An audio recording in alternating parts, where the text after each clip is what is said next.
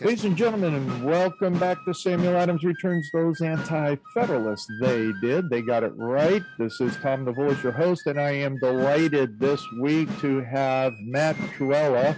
And I got it right today, I believe, in the pronunciation, because Navolis is always hard to say. So with Matt is joining me, and we're so delighted to have Matt as I kind of look at Matt as the father of the modern conversations on the lesser magistrates. So Matt, give us a little introduction as to who you are and maybe how you got started in this. Yeah, sure. Absolutely, Tom. Glad to be here. Thank you. Well, I'm a pastor. I pastor Mercy Seat Christian Church. I've been pastoring there for 31 years.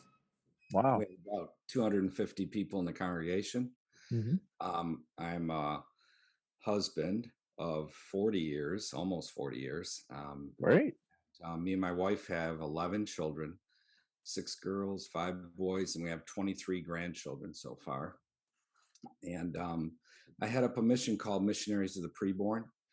Okay. And did about 15 months in jail for interposing at the doors of abortion clinics back in the 90s. Mm-hmm. And yeah, we've seen 6 of the 8 death camps here in Milwaukee closed down. Wow. And there's only 2 left, and abortion has dropped by over 60% in our state since we began. So we've really seen God do a great work. And that was really the impetus for getting into the Lesser Magistrate doctrine and learning about it, was the preborn. I was just stunned that here we're talking about murder. Yes. And we didn't have one governor, not one state legislature, not one mayor, not one common council. No one said, no, you're not murdering people here.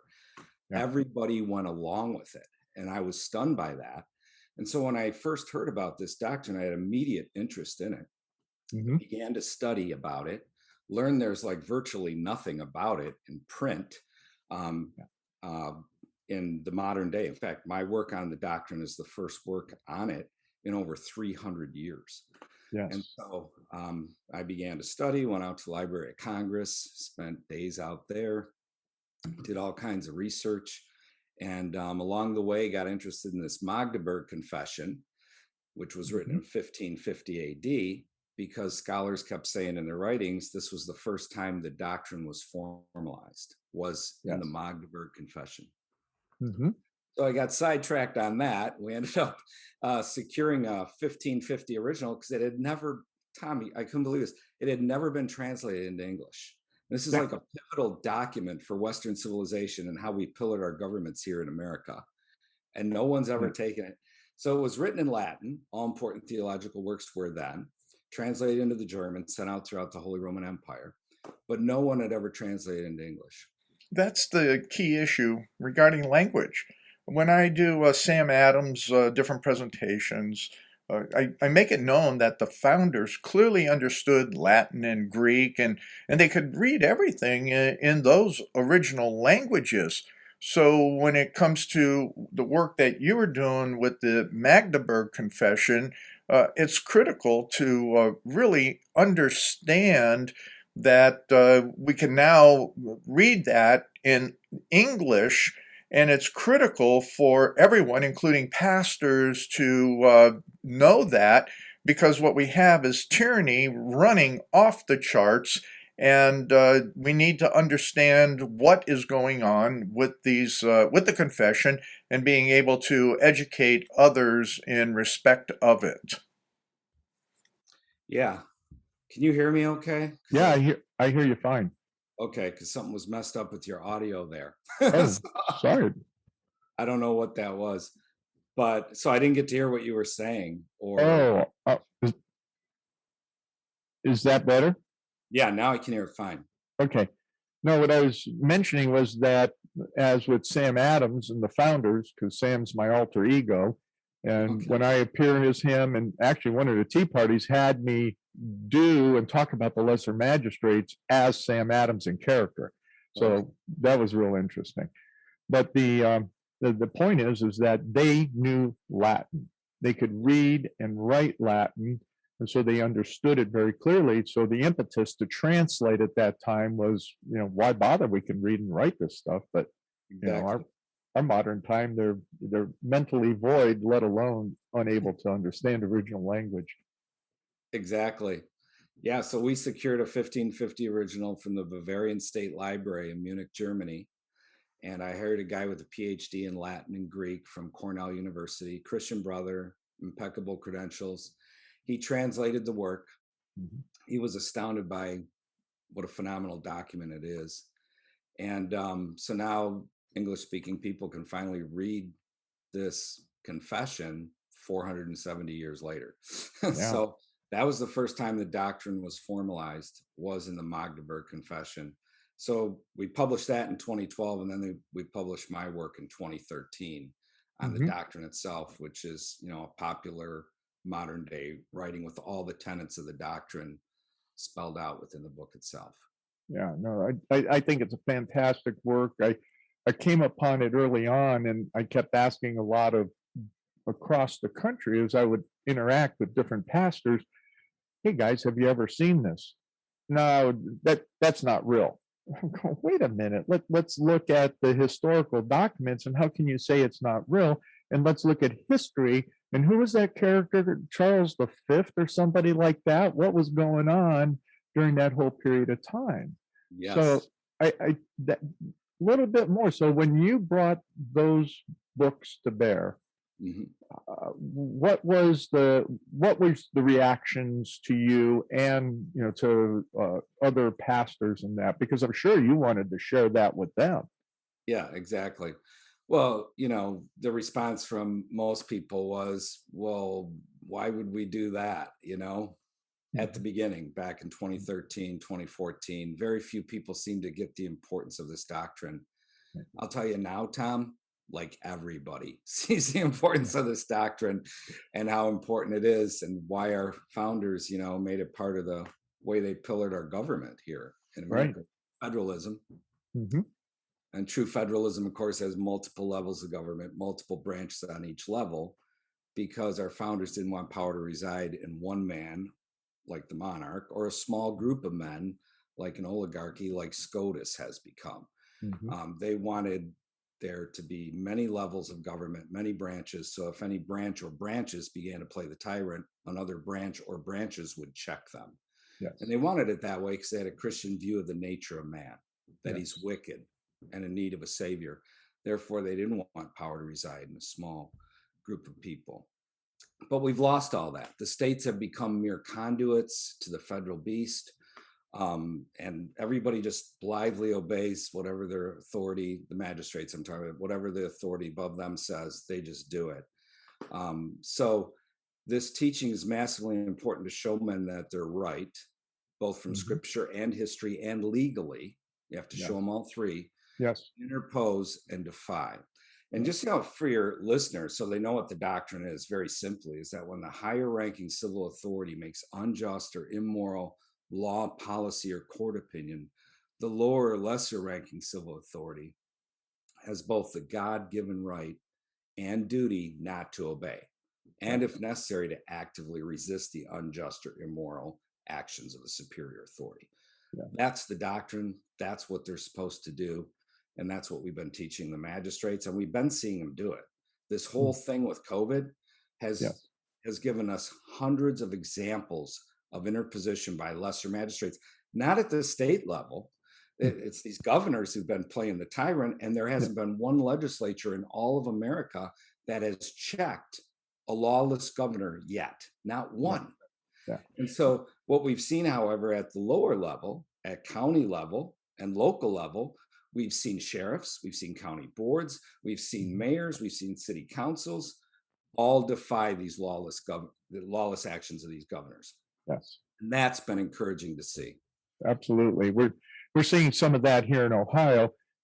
In Ohio, the legislature did take it upon itself to pass the SB 22. I don't know if you're familiar with that one, but it does put some parameters around the actions of the governor and the administrative health department at the state level. It doesn't go far enough into really curbing it, but it formed a committee, if you will, that will oversee any type of executive order within that regard. It doesn't have enough meat. It also takes and sadly gives the governor more power in certain ways that violate the Constitution of Ohio. So that becomes interesting. And that's what we've seen in the legislatures around the country. Instead of just stopping the evil, which is their duty, and obviously they gave too much bureaucratic power to health authorities to begin with. Correct. They rescind and take away that power. Rather than do that, what they've done, Tom, is politicized and funded all this. That's what they've done.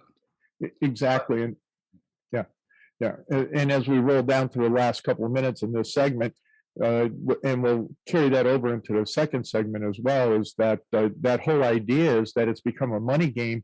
And to what you expressed earlier on in the conversation, is that the states have become that funnel for the federal government in so many ways over the years.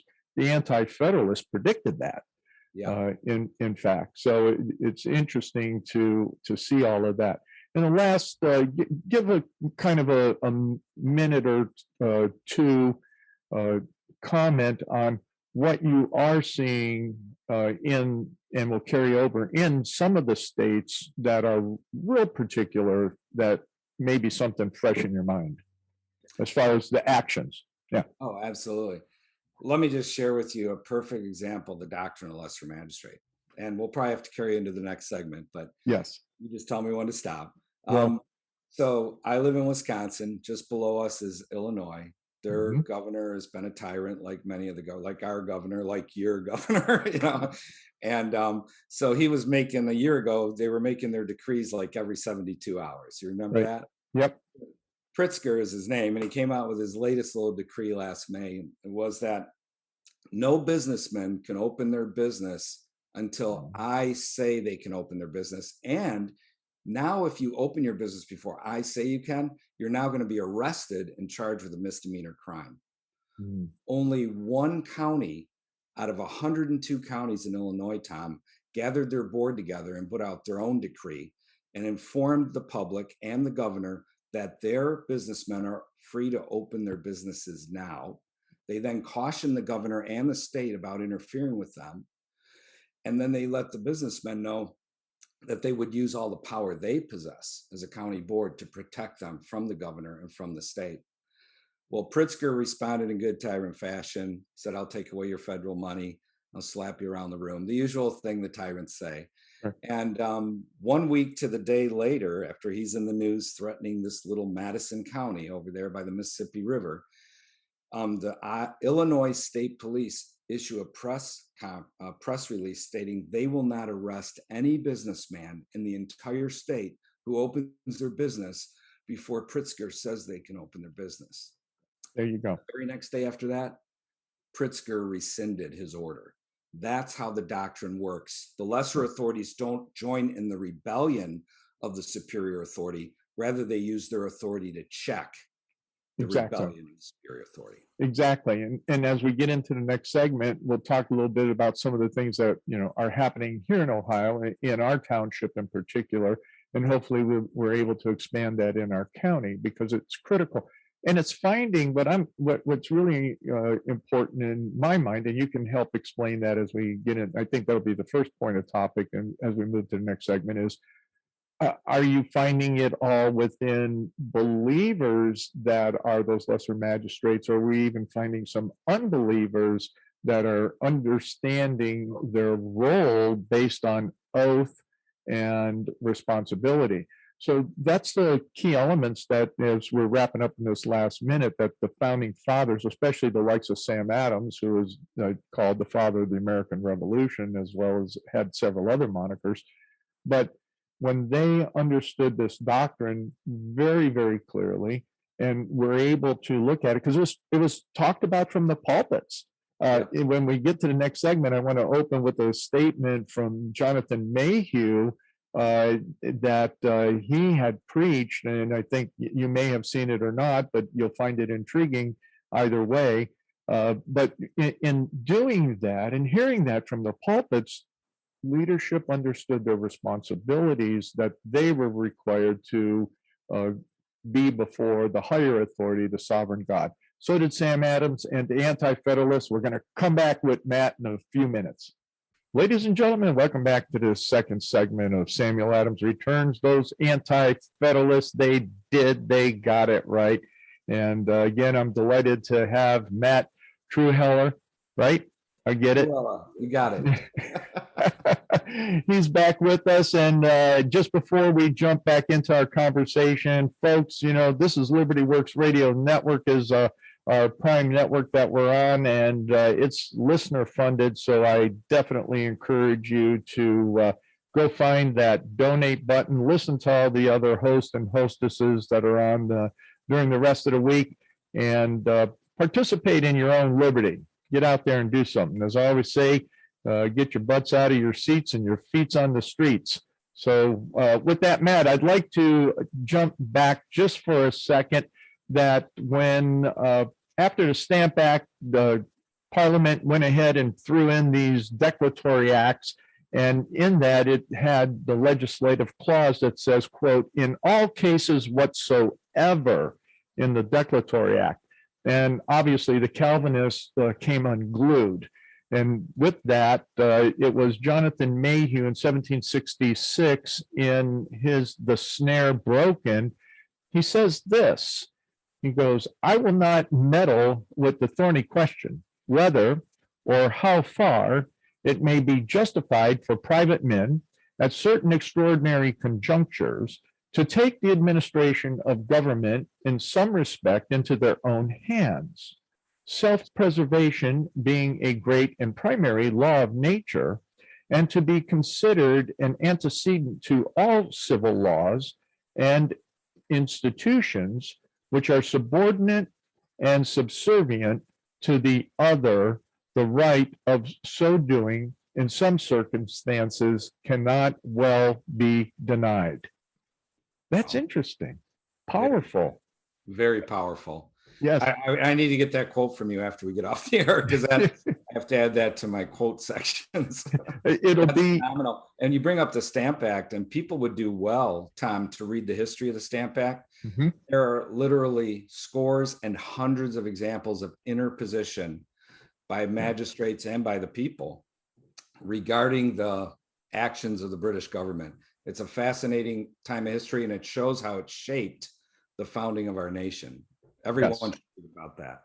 Yes. Yeah. I think the Stamp Act really became, there were so many different things. I usually, as again, Sam Adams let people know that even 50 years after the colony was settled, that Massachusetts was ready to break away and revolt because of some of the things that were happening in trying to impose, once again, the English or, the Episcopal, the Anglican religion at that point, and they were already furious with it.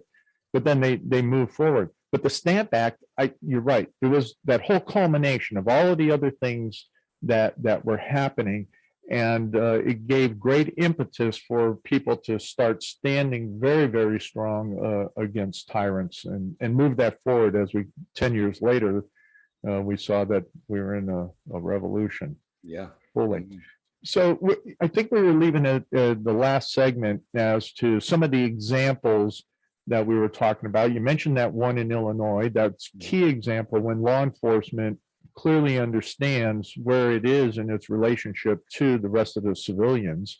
When we look at local government, now there was something that you shared and we actually used here in our township about one of the counties that you gave as an example that did something around Second Amendment. So we're kind of touch on that a little bit, because we're seeing that as one of the key elements, and then we'll come back to the Chi-Com flu and how people are, building that resistance at the lower magistrate level with that. So please. Sure. This has become a flashpoint. Again, a county, Newton County, Missouri, way down in the southwest of Missouri. At the beginning of February, once they saw Biden and the Democrats all talking about guns and gun confiscation, gun registration, taxes, all kinds of laws, anything to curtail American citizens from obtaining weapons and ammunition as they properly should be able to.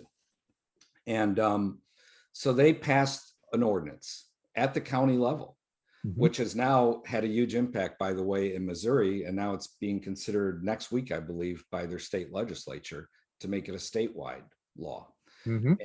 But what they declared was that any actions by the federal government that infringe upon their citizens and within their jurisdictions, Second Amendment rights, anything from the federal government is null, void, and without authority. Secondly, they said in their ordinance that their sheriff has the authority to arrest any federal agents that try to exact unconstitutional Second Amendment laws, rules by the federal government. And thirdly, any county official who aids and abets federal agents in infringing upon the Second Amendment rights of the citizens is to be immediately removed from office. Yes. That's phenomenal. And that has taken off. There's, I believe, over 30 counties in your state, Ohio now, that are pushing this, over 20 in Florida.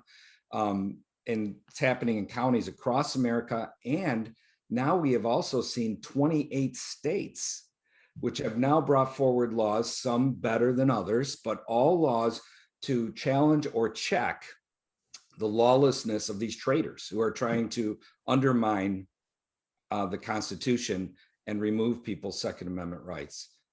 This has become a flashpoint. It all started with this little county down in Southwest Missouri. Yeah, no, it's huge, and you're right. There's over 30 counties here, and we're hoping that what we're doing in our township will help drive our county in that direction as well.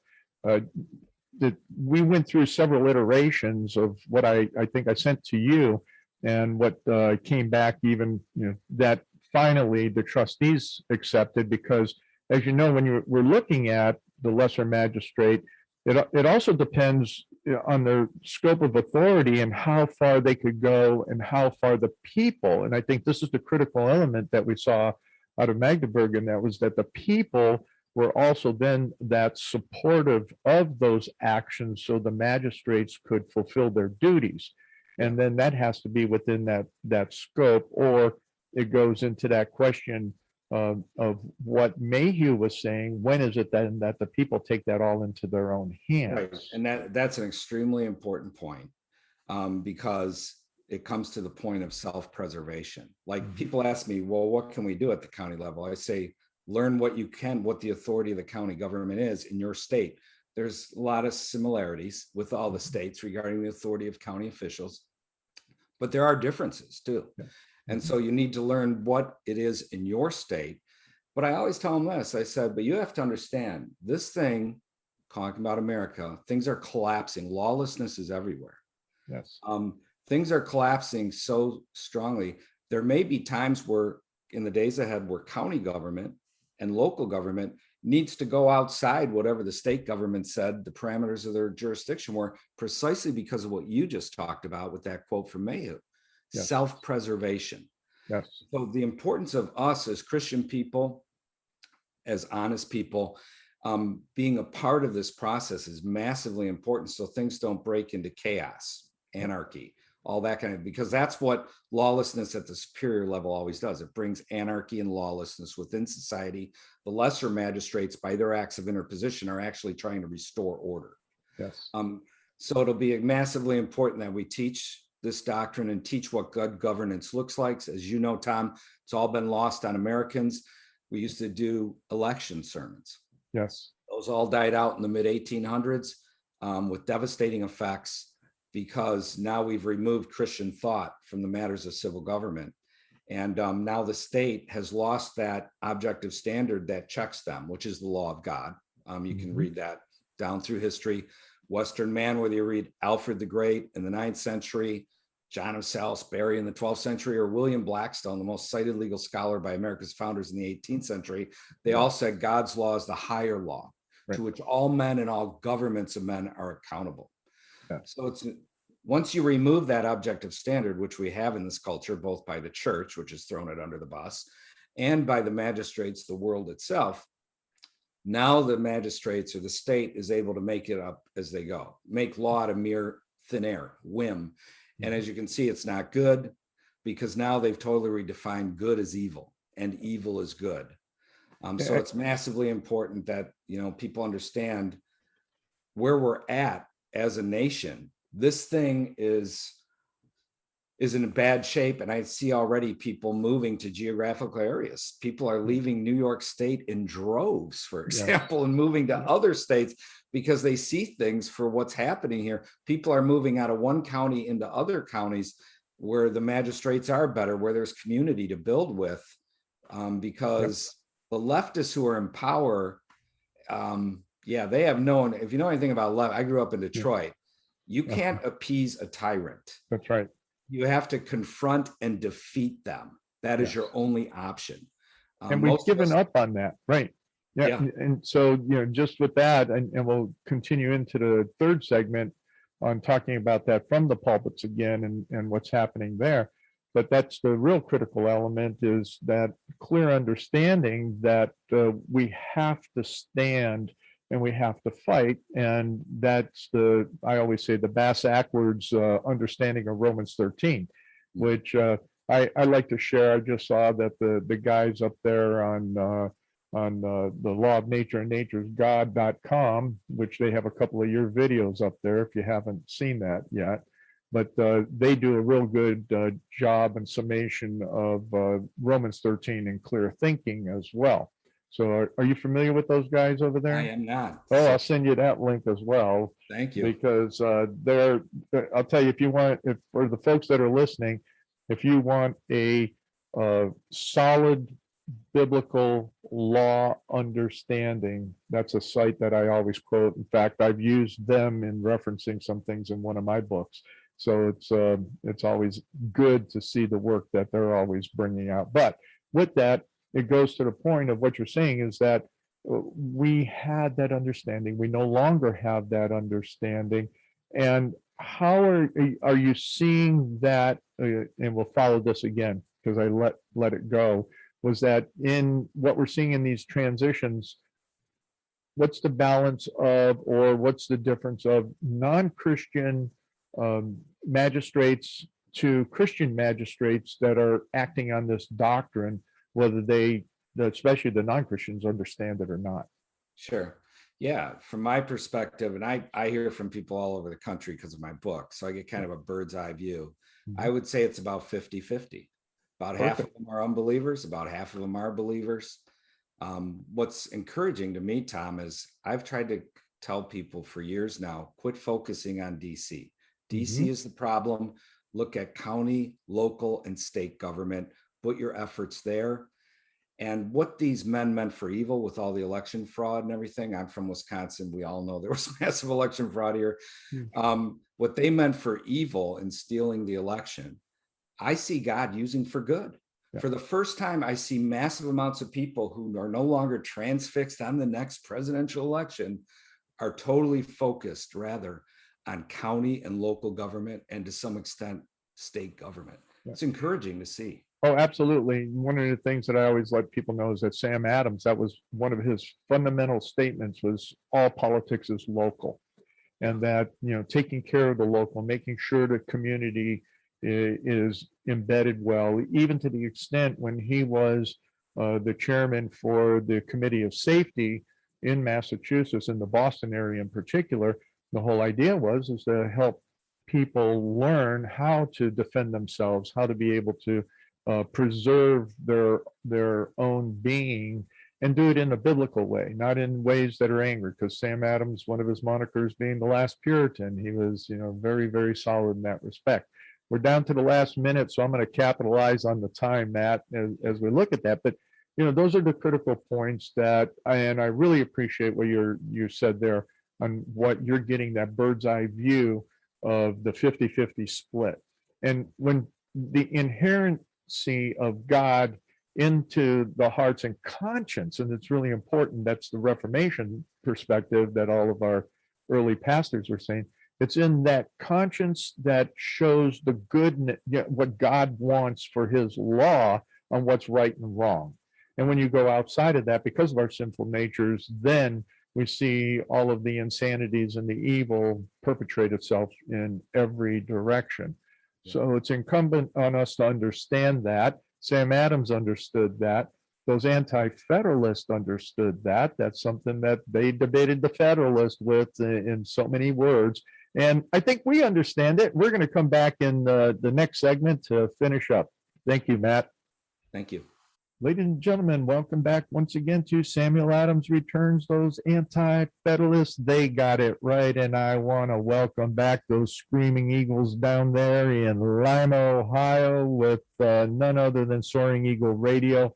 Sure appreciate Pastor Mike and Kathy and everything you guys have going on in Lima. And I'm so delighted right now that we're returning with Matt here, and we're going to continue that conversation in particular of even the conscience of men when tyranny presses on us heavily, that non-believing magistrates can be affected in a very positive way. Is that a good summation, Matt? That's an excellent summation, and you're absolutely right. I've had that at an experiential, personal level numerous times when I've sat down with non-Christian magistrates and explained to them the situation and talked to them from a Christian man's perspective, from a churchman's perspective. And you have no idea how some of these men see the goodness of what you're saying. Mm-hmm. And that's the truth of the matter is Christianity, impacts the individual, but Christianity also impacts the nation. Yes. And that's important to understand. And men can see it when you talk about these kinds of things, because right now they see the breakdown, they see the lawlessness, and they see that the words you're saying make sense. And so they want to be a part of it to fix things. Yeah, no, I think that's fabulous, being able to get the message out. And the other side, the exciting point is more pulpits are becoming friendly to this, and which requires for many of them to take another look of what does Romans 13 actually say, and what is its context in history. How's that being received? I know we touched on it briefly in the first segment, but what are you seeing now across the different? And also with that is how much is the difference between the larger denominations and that, and some large major independents in receptiveness versus, as I'm seeing it, more with the localized churches. Yeah. The overall churchman in America and throughout the West is still blithe obedience to the state, no matter what. Overwhelming majority. But in the midst of that situation, over the last year, there are a huge segment, a large segment, still in the vast minority, but way many more now, churchmen re-examining Romans 13, re-looking at, our relationship with the state, realizing they no longer have the convenience of just saying that slogan, we always obey, because they see how lawless the state can become. Right. For example, James Coates Church, the pastor up in Canada, who now has a huge fence, multiple fences around his building from the government, spent several weeks in jail. They read my book on the Doctrine of Lesser Magistrate. An elder from the church called me after James was arrested and ordered a bunch of books. And he goes, 6 weeks ago, we didn't even know what the Doctrine of Lesser Magistrate was. And, but they understood their duty as soon as they saw it from the Word of God. And that young man did exactly what needed to be done. Yes. And his sermon that he preached on Romans 13, which is very excellent, very well done. That thing has over 200,000 views. And I asked the elder, how many people usually watch his sermons? He said, 200 to 300.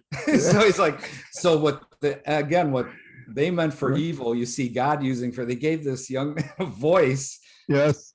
Hundreds of thousands of people with the proper message of Romans 13. Yeah, and that's the exciting, that's what's really exciting, is that we're able to see that, and people becoming really reawakened to what our founders clearly understood. I have told many pastors in the past, I said, so based on what you believe on Romans 13, you wouldn't even be here today, or you'd be having a different definite accent in your voice, and you'd be paying your taxes and allegiance not to your state or to even DC, but you'd be paying it to England.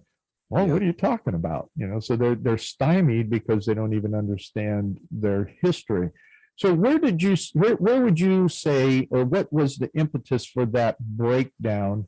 I know you mentioned about not having the election day sermons, but what else in that course of history gave that impetus to move away from what our founders heard from the pulpits to what we've experienced in particular over the last 100 years? Yeah, well, just I refer to it as pietism, and I'm not talking about piety. I'm talking about pietism. It was a movement that started in the late 17th century. Yeah. And so what it was a beginning where churchmen wanted to take Christianity from the public realm and make it purely a private matter. And of course, each succeeding generation took it further and further from the public matter to the private matter, to where we're at nowadays, where the pietists, your average churchman, if they're in a fight at all, it's, trying to keep Christ in the name Christmas, right? That's, they've abandoned the field for so long, Tom, and it's a disaster because they don't want to, and they don't want to talk about civil government matters from the Word of God, which God's Word speaks to all matters, including matters of civil government, because Christian men have abandoned that realm, or the Christian men who are in that realm, because their pulpits don't speak about it, they govern no differently than their secular colleagues. There you go. Yeah. And so it's a massive, huge problem. And I'll tell you right now, we refer to it as the mission to the magistrates. Those involved in civil government, that is a mission field. And they need to be brought the teachings of the Bible regarding their role, their functions, their limits, and what makes for good governance, and on down the line. Massively important for us to do as churchmen. But this whole pietism thing actually takes pride in not being involved in political or civil government matters. And they've even, put up a bunch of slogans to make any Christian who wants to get involved in those matters feel unspiritual, to try to neutralize them. The foremost, and I could give you a bunch, but I won't. If people want to learn more about what I'm talking about, they can go to our website, defytyrants.com. I have this thing right on the homepage, why pastors aren't involved. Give you history about it and go through some more of the slogans. But the number one is, we should just preach the gospel. Every time you talk about helping the preborn, defending marriage, helping a good guy get elected, getting rid of the Federal Reserve, whatever it may be, immediately they say, oh, we should just preach the gospel. You have to dismantle that. And it's very easy to do. And I show people how to dismantle each one of these slogans. But on this one, the first thing you have to respond and say is, well, that's a red herring. Nobody just preaches the gospel. Do you ever spend time with your wife? Ever take your kids for a walk? You ever use the restroom? So nobody just preaches the gospel. Right. Secondly, notice when you say we should just preach the gospel, when they say we should do that. When the next potluck is announced, notice if anyone jumps up and says, well, wait a minute, we should just preach the gospel. Or when the church softball team's being organized, have you ever seen someone say, oh, wait a minute, we should just preach the gospel? No, they don't. Only when you bring up civil government matters do they say that little slogan, because it's meant to put a wet blanket over you, to make you feel unspiritual, and so that you depart and retreat from civil government matters. That's what the church has been doing for over 150 years with dire consequences in our nation now. I always end up back at the pulpits, Tom. When I look at the evil in our land and I go, how did we get here? I always end up back at the pulpits. Yeah. And my listeners will well note that I said that was the real difference between the Federalists and the Anti-Federalists. The Federalists expected the pulpits to do their job so we would always have a moral and virtuous people. Whereas the Anti-Federalists said, no, we're a bunch of sinners and we can't even trust the pulpits to maintain that, because they were seeing Unitarianism coming in and everything that, you just noted already, coming into play. And they're going, no, we better take and make sure we have that Bill of Rights type of thing back in this whole idea of Constitution. And that to me, our the hero in our home from the Anti-Federalists is Patrick Henry. Oh, yeah. He's our favorite Anti-Federalist. We've been to Red Hill in Virginia, where he's buried, and but Sam Adams is right up there. No, I love hearing you talk about this, because so many people have no idea. You bring up the Federalists versus the Anti-Federalists with most people, and they're like, who were what? So it's good that you're teaching people these things. Exactly. It comes down to the same point of everything you're saying with what happened with the magistrates. It is that during the foundation, they clearly understood that God was sovereign, and that every magistrate was to be in front of God. In fact, I was one of when I was looking at 1689, the revolution in Massachusetts, if you're aware of that, was because they had a bad governor. Andros was a bad governor, and he was a tyrant. And at the same time, he was a Puritan. So he was a Puritan tyrant. And the people finally said, no, we're not going to put up with that. And they had an armed revolution. No shots were fired, but they had an armed revolution in Boston, Massachusetts during that time. And even to the effect that the Glorious Revolution in England recognized the actions in the colonies as justified, and the Parliament and the King understood all of that because they were having their same issues. What's really interesting is that the ministry aspect you're talking about to the magistrates, because that's necessary, because they don't understand the level of sovereignty relating to God. In the last 2 minutes here going on, please identify your website, the ministry, and how folks can help you get this thing moving forward. Sure, absolutely. Well, our website is defytyrants.com, and very simple to remember that. We used to be called lessermagistrate.com. Nobody could remember that. So we changed it to defytyrants.com. Nobody ever questions that.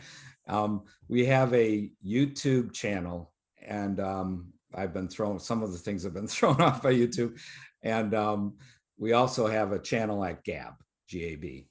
And so it's Defy Tyrants channel, either at YouTube or at Gab. We have more stuff up at YouTube than we do at Gab at this point. Also, if people are interested in my sermons, you can go to sermonaudio.com and just type in my name on the speaker button, and you see all kinds of sermons. Also, we have a YouTube channel for my sermons where we live stream, and that is called Matt Trewhella. And so you can avail yourself to that. I just did a sermon called The Shot and the Tyranny of Man 3 weeks ago, and YouTube took it down when it got to about 5,000 views. But I've found it on numerous other platforms, and it's had at least 30,000 listens at this point. And so I'm a preacher who goes through a book at a time. I'm on our 41st book. I've been at the same church for 31 years, but then I break it up with topical sermons in between. So yeah, Great. That's our contact info. And I'll tell you, if people want to know the least expensive way to impact your magistrates, at our defytyrants.com site, or just go to sermonaudio.com. I have a sermon that I preach to the Montana legislature. They're the only ones that still do an election sermon out of all 50 states. Brother out there resurrected it 20 years ago or so. So they had me come in and preach on the doctrine right there in the rotunda of the Capitol. 40-something legislators were there back in 2015. That is a great tool, because a lot of churchmen and a lot of magistrates are very busy. They won't read. But if you give them something to listen to, they'll listen. And we found that sermon, then they want to read the book. Also, if people want to get bulk copies of the book, contact me directly, because I can get them to you for like way cheaper than you can get them on Amazon or at our website or anything like that. Matt, it has been very exciting having you on today. I've been privileged to go around northern Ohio giving presentations on the Lesser Magistrates, not just from your book, but from the works of others that have capitalized on what you've brought to the forefront. You know, Sam Adams was living the doctrine of the Lesser Magistrate. Sam became the founder of the American Revolution. So folks, come on back next week and we'll have a really good time here as Samuel Adams returns those anti-federalists. They absolutely got it right.